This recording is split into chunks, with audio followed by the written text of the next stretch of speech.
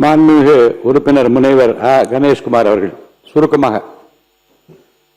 மாண்புமிகு பேரவைத் தலைவர் அவர்களே, கர்நாடக மாநிலத்தில் சாம்ராட் நகர் வனப்பகுதியில் தமிழ்நாட்டை பூர்வீகமாக கொண்ட அந்தோணிசாமி, ஜான் பீட்டர், குமார் ஆகிய மூன்று தமிழர்கள் என்று சொன்னால் அவருடைய நிலைமையை நாம் முதலில் கணக்கில் எடுக்க வேண்டும்.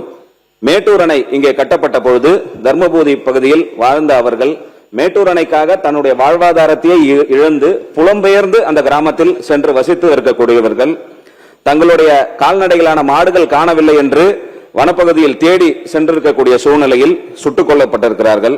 இதற்காக கர்நாடக வனத்துறையினர் மான் வேட்டைக்கு வந்ததாக ஒரு காரணம் சொல்லி அங்கே அந்த சம்பவம் நடந்ததாக கூறுகிறார்கள்.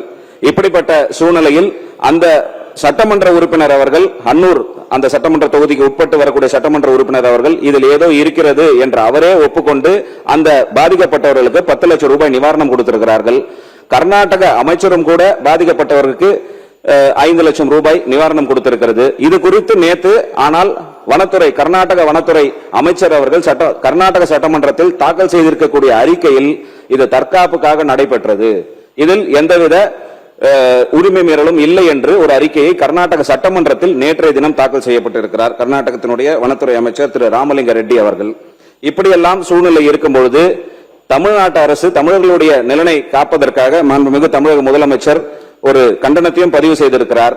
நியாயமான விசாரணை இதில் தேவை. இது சிபிஐ விசாரணைத்தால் மட்டும்தான் அங்கு அந்த தமிழர்களுக்கு மென்மேலும் இது போன்ற சம்பவங்கள் நடைபெறாமல் இருக்கும். 15 லட்சம் என்பது போதுமான நிவாரண தொகையாக இல்லை. 1 கோடி ரூபாய் அவர்களுக்கு நிவாரணம் வழங்க வேண்டும்.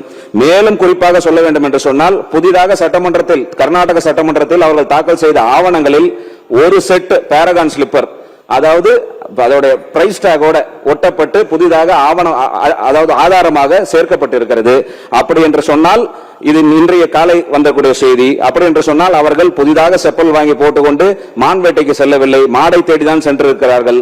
அப்படி மாடை தேடி சென்றவர்கள் சுட்டுக் கொல்லப்பட்டிருப்பதை எக்காரணத்தில் கொண்டும் நியாயப்படுத்துவதை நாம் பொறுத்து கொண்டு இந்த அவை இருக்கக்கூடாது என்று ஒரு தாழ்மையான வேண்டுகோளை வைத்து, தமிழர்களுக்கு நியாயம் மட்டுமல்ல, தமிழர்களுக்கான நிவாரணமும் உரிமையும் பெறுவதற்கு சிபிஐ விசாரணைக்கு நம்முடைய அரசு இந்த மன்றத்தின் மூலமாகவோ சட்ட ரீதியாகவோ நடவடிக்கை எடுக்க வேண்டும் என்று கேட்டு இந்த அவையின் கவனத்தை ஈர்த்து அமர்கிறேன். நன்றி.